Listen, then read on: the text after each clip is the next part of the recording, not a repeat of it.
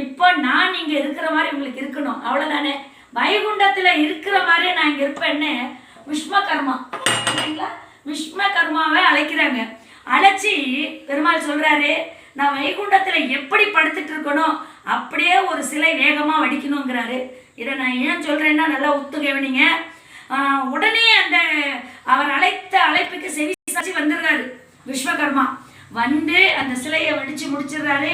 அங்க பாத்தீங்கன்னா தாயார் லட்சுமி தேவியாருடைய மடியில படுத்துக்கிட்டு மூதேவியின், அதாவது எல்லா ஸ்தலத்துக்கும் இது மாறாக இருக்கும். மூதேவி அதாவது மூதேவிடுவாங்க. மூதேவியின் கால், அவர் மேல கால்கள் வச்சிருக்காரு.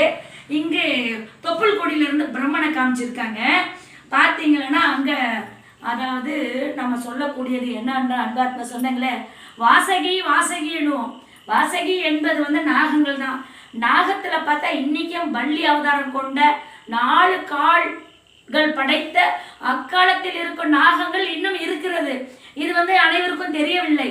வள்ளி போலேயே வடிவம் 4 கால் இருக்கும். ஆனா அந்த காலத்துல பெருமாளை தரிசனம் செய்த அந்த ஒரு வாசகி இன்னுமே இருக்கு. அது அந்த கோயில் இருக்கு. அன்பாத்ம சொந்தங்களை, இதெல்லாம் சாதாரண வரலாறு இல்லை. அந்த மாதிரி படிச்சுட்டு இவர் என்ன செய்யறாரு, நான் எப்படி வைகுண்டத்துல இருக்கிறேனோ அப்படியே இங்க பாத்துக்குங்க. இதுதான் அன்பாத்ம சொந்தங்களே, இவர் தான்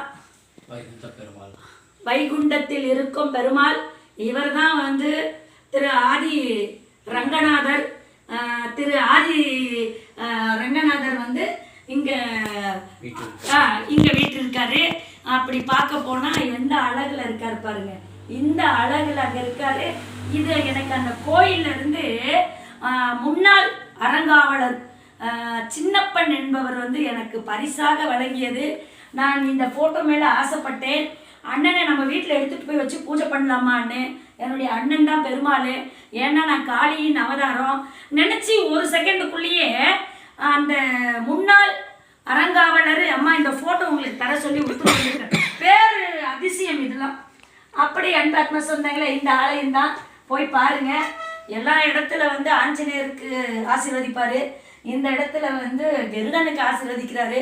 அப்படி ஒரு சிறப்பான ஒரு ஆலயத்துல 150 வருடத்திற்கு முன்பு ஏதோ ஒரு காரணத்தால் தேர் சாய்ந்து விழுந்து விட்டது. சாய்ந்த பிறகு இன்ன வரையிலும் அந்த ஆலயத்துல தேர் ஓட்டமே இல்லை. எனக்கு 3 மாதத்துக்கு முன்பு கனவுல வந்து என்ன அந்த ஆலயத்துக்கு அண்ணன் ரங்கநாதர், இவரே மாயக்கண்ணன், இவரே செய்யாத லீலைகள் இல்லை, ஆனா என்ன அழைக்கிறாரு. நான் தொடர்ச்சியாக ஒரு 3 வாரம் அங்க செல்லுகிறேன். அப்போ அங்க இருக்கிற ஒரு ஐயரு சொல்றாரு, அம்மா இந்த ஆலயத்துக்கு கும்பம் எப்ப நடக்கும் சொல்லுங்கன்றாரு. சுதாசன் சக்கரத்தை வச்சு பூஜிச்சால் கண்டிப்பா இங்க வந்து நீங்க கும்பம் அமையும்னு சொல்றேன். 3வது முறை என்னை கூப்பிடும் போது தேர் அங்க வடிவமைந்து கொண்டு இருக்குது. எவ்வளவு பெரிய அதிசயம் பாருங்க. அதுக்கப்புறம் எனக்கு தான் முதல் அழைப்பு தராங்க. தேர் நீங்க வந்த பின்னாடி தான் இங்க வடிவமைத்தது. ஆஹா, எவ்வளோ பெரிய ஒரு சிறப்பு. என்னை அழைத்து அண்ணன் மாயக்கண்ணன் சில வேலைகள் செய்துட்டாரு. 150 வருடத்திற்கு முன்னால் சரிந்த அந்த தேர் இந்த 3வது மாசம் ஜனவரி பிப்ரவரி வரைக்கும், மார்ச் வரைக்குமே நடக்காத தேர் என்னை அழைத்து அந்த தேர் அங்க நடைபெற்றது. இது பெரிய அதிசயம். இப்ப வந்து அந்த ஆலயத்துல ஒரு சிறப்பு என்னன்னா, நீங்க ரொம்ப மனம் உடைஞ்சி ரொம்ப கஷ்டத்துல இருக்கிறவங்கள கண்டிப்பா கனவுலே வந்து அழைப்பாரு. அப்படியாப்பட்ட ஆலயத்திற்கு சென்று அங்க 150 வருடத்திற்கு முன்பு நின்று போன தேரோட்டத்தை என் பாதத்தை பதித்த பிறகு அங்க நடந்ததெல்லாம் இந்த புகழெல்லாம் எம்பெருமானிக்கே. அன்பாத்ம சொந்தங்களே, நாகம்மா ஆத்மா அருள்வாக்கு சித்தர் பீடத்தில் இருந்து ஆத்ம சித்தர், அதாவது ஆத்மாக்களோடு பேசும் ஆத்ம சித்தர் சொல்வது என்னன்னா, நிறைய பேர் என் பதிவை பார்த்து கேட்குறீங்க, அம்மா இவ்வளோ சக்தியை உள்வாங்கிட்டு சாதாரண ஒரு ஜடாமுடி ஆபரணங்கள் இல்லாம சாதாரணமா மக்களோட மக்களாக பேசுகிறீர்கள். எங்களுக்கெல்லாம் ஒரு சித்தர்னு பேர் வந்தவங்க ஒரு முறை பேசினாவே டக்குன்னு கோவிச்சு வச்சிடுறாங்க. ஆனா நீங்க நாங்க பேசுற வரைக்கும் பேசுறீங்க அம்மா, நீங்க நல்லா இருக்கணும்ன்றாங்க. அதனால நான் என்ன சொல்றேன்னா, என்ன நல்லா இருக்கணும்னு சொல்ற அத்தனை பேருக்கும் தீர்க்க தரிசனம் பெற்ற நான் சிறு வயதிலே தாய் வயிற்றிலே எனக்கு தீர்க்க தரிசனம் கிடைச்சது, நோக்கம் வர்மா கிடைச்சது. என்னை பார்க்கும்போது 4448 வியாதிகளும், உங்களுக்கு ஏற்பட்டிருக்கிற தொல்லைகளும், செய்வினர், சூனியம், ஏவல், பில்லி, இந்த மாதிரி நிறைய சொல்லுவாங்க, கருப்பு ஜாது, அது என்னென்னமோ சொல்லுவாங்க, இத்தனையும் விடுபடும். ஐயா அவர்கள் அந்த மாதிரி விஸ்வகர்மாவுடைய அந்த குலத்தொழில் செய்கிறவர். இவருடைய சிறப்பு என்னன்னா, இங்கே இந்த வாசக்கால் வைக்கும் போது வந்தாங்க, இந்த வாசக்காலை காமிப்பா போயிட்டு முன்னாடி அதானே நீங்கள் வந்த முதல்ல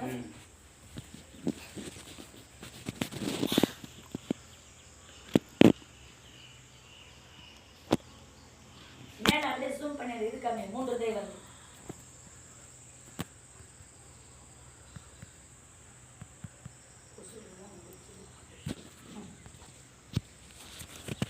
ஓடுபட்ட விஸ்வகர்மாவுடைய தொழில் செய்யக்கூடியவர் தான் ஆச்சரியம் என்பது இவர் பேரு.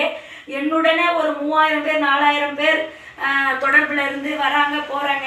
என்னுடைய கருத்து ஒண்ணே, தாய் தகப்பனை மதித்தவர்களையும், அடுத்தது தனக்கு இல்லைனாலும் ஒருத்தருக்கு நல்லது செய்யணும்னு நினைக்கிறாங்க பார்த்தீங்களா, அவங்களுடைய தொடர்பு எனக்கு கடைசி வரைக்கும் இருக்கும். அவங்க நல்லா இருந்தான்னு சொல்லுவேன் அப்பப்போ. அதுதான் இவரு. சாதாரணமாக நான் இந்த நம்மளுடைய இது பண்ணியிருக்காங்க வாசக்கால், அதில் பார்த்தீங்கன்னா 3 தெய்வங்கள், சிவன், அல்லா, இயேசுநாதர், அதான் ஜீசஸ். இந்த 3 தெய்வங்களையும் நான் அந்த சூரிய பலகையில் வடிவமைத்திருக்கிறேன். காரணம் என்னன்னா, எந்த மதமும் என் மதம், எல்லாமே என் குலம். என் குலம் என்பது மனித குலம். அதனால என்னை பார்க்க அனைவரும் வருவார்கள். இன்னைக்கு நடந்த ஒரு அதிசயம் என்னன்னா, ஐயா அவர்கள் ஒரு நல்ல மனம் படைத்தவர், ஒரு நல்ல குடும்பம். ஆனால் இவருக்கு வழிகாட்டவும் ஒரு நல்ல குரு கிடைக்கல. இது மட்டும் இருந்திருந்தா இன்னைக்கு அவர் எங்கேயோ இருந்திருப்பாரு. ஒரு குரு கிடைக்க எல்லாரையும் யதார்த்தமாக நம்பிடுறாரு. இவர் இந்த இடத்துக்கு முத அந்த வாசப்படியில் இருக்கிற நாகங்களை வடிவமைத்தாரு. அப்புறம் இந்த ஏழையின் குடிசைக்கு கேட் என்பது எனக்கு வைக்க இப்போ வசதி இல்லை. அந்த ரீப்பஸால இருக்கும் அந்த கேட்டை வடிவமைத்தவரும் அவர் தான். இன்னுமே இன்னைக்கு ஆயுத பூஜை. இந்த மாதம் 15ஆம் தேதி பர்வதமலைக்கு போகும்போது என்னுடைய வண்டி இன்ஜின் சீஸ் ஆயிட்டது. எல்லாருக்கும் பதிவாக போட்டிருப்பேன். அது 18 நாள் வண்டி இல்லாமல் ரொம்ப கஷ்டப்பட்டேன். அந்த வண்டியுடைய செலவு ஒரு 11,000 ரூபாய் வந்துச்சு இன்ஜின் கிளியர் பண்ண. அது கூட என்னால் கட்ட முடியாத ரொம்ப கஷ்டத்தில் இருந்தேன். 18 நாள் ஒரு டீ குடிக்க கூட நான் வெளியே போல. ஏண்டா இந்த கஷ்டம்ன்ட்டு அந்த வண்டி விட்டவருக்கெல்லாம் நான் அடிக்கடி ஃபோன் பண்ணுவேன். அவர் இன்னைக்கு செய்கிறோமா, நாளைக்கு செய்கிறோமா, பணம் இல்லை, பணம் இருந்தால் கொஞ்சம் அனுப்புங்கன்னுவாங்க. என்கிட்ட பணம் இல்லைப்பா, ஆனால் நம்பிக்கையோடு அதை ரெடி பண்ணி என் ரதத்தை கொடு, ஏன்னா கன்னியாகுமரியிலேருந்து காஷ்மீர் எல்லை வரைக்கும் சென்ற வாகனம் அப்படின்னு அவர்கிட்ட கேட்டேன். எப்படியாவது நான் ரெடி பண்ணுறேம்மான்னாரு. நேற்று வெள்ளிக்கிழமை சுமார் ஒரு 8-9 மணிக்கு ஒரு ஃபோன் கால் வருது. அம்மா உங்கள் வண்டி ரெடி ஆயிடுச்சு, நீங்கள் வரீங்களா இல்லை நான் எடுத்துகிட்டு வரட்டுமான்னு கேட்டார். அப்போ நான் என்ன சொல்கிறேன், நான் போகிறதுக்கு இங்கேருந்து 350 ரூபாய், அதுவும் இரவு நேரம், நீங்களே கொஞ்சம் கொண்டு வந்துருங்கன்னு. அவர் அட்ரஸ் கேட்டு நைட்டு 9:30 மணிக்கு வண்டி எடுத்துகிட்டு வந்தார். அந்த மகான் சொன்ன ஒரே ஒரு வார்த்தை, ஏன்பா 18 நாளாக என்னை இங்கே வச்சுட்டீங்களே, என்னால் வெளியே போக முடியலையேன்னு கேட்டதுக்கு அவர் மீது அர்த்தநாரீஸ்வரர் அருள் பளிப்பார்.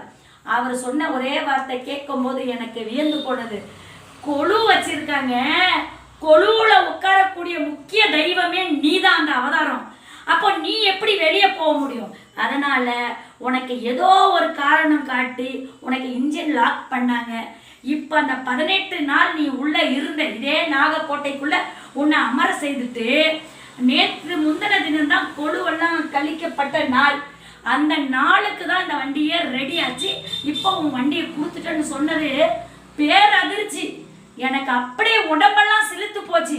என்னடா சொல்றாரு அப்படின்னு பார்த்தா, கண்டிப்பா கூட்டி கழிச்சு பார்த்தா அந்த கொலுவுல உட்காரக்கூடிய சொந்தக்காரியே இந்த காளியின் அவதாரம் தான் என்பதை உணர்ந்து, இன்னைக்கு நேற்று நைட்டு 9:30 மணிக்கு நம்ம வாகனம் வந்துச்சு. அதுவும் நேற்று தான் வந்திருக்கு, இன்னைக்கு வந்திருக்கலாம் இல்லையா? இன்னைக்கு வந்தால் அது வாட்டர் சர்வீஸ் பண்ணி அதுக்கெல்லாம் தெரிஞ்சிருக்காது.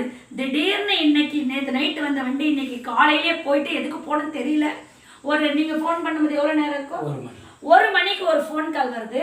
இவருக்கு நான் இன்னைக்கு பூஜை செய்கிறேன்றதும் தெரியல, நானும் அதுக்கு பூஜை போடுறேன்னு எனக்கும் அந்த ஒரு ஏற்பாடுகளும் நடக்கலை. திடீர்னு பொறி கல்லை வாங்கி வண்டியில வைக்கிறேன். இவரும் இந்த இடத்துல வந்திருக்காரு. அழைக்காம வரவதுதான் உண்மையான சீடர்கள் என்பது அனைத்து மகான்களும் சொல்லக்கூடியவர்கள். இந்த ஏழையின் குடிசையின் அந்த இரும்பு கேட்டு இல்லாமல் ரீப்பசால் செய்த அந்த கேட்டுக்கிட்ட மகான் நின்றுட்டு, அம்மா எங்க இருக்கீங்கன்னு கேட்குறாரு. அப்போ நான் நீங்கள் எங்கே இருக்கீங்கன்னா கேட்டுக்கிட்ட இருக்கிறத உடனே வரேன்னு சொன்னேன். அப்புறம் இவர் வாயாலே கேட்குறாரு, அம்மா இன்னைக்கு உண்மைங்களா? இவர் வாயாலே கேட்குறாரு, அம்மா என் வண்டிக்கு பூஜை போடலையான்னு, உங்கள் ரதம் வாகனமான்றாரு. உடனே பூஜையை செய்தோம். இது நாங்கள் யோசித்து திட்டம் போட்டு செயல்படுத்திய பூஜை கிடையாது. திடீர்னு செய்யப்பட்ட பூஜை. இதுதான் ஆத்மாக்களின் அனைத்து ஆத்மாக்களின் ஆசிகளும் அந்த மகாசக்தியின் ஆசியும் இந்த மயான மண்டுக்காளியின் ஆசியும் இந்த வாழும் காலத்திலேயே நாகம்மா தாய் சாமி மலையில 3 வருடம் ஊரேறி அவ தவத்திலிருந்து முருகப்பெருமான் அருள் பெற்று இங்க அமர்ந்திருக்கா. இங்க இந்த அம்மா கிட்ட கேட்பதெல்லாம் கொடுப்பா.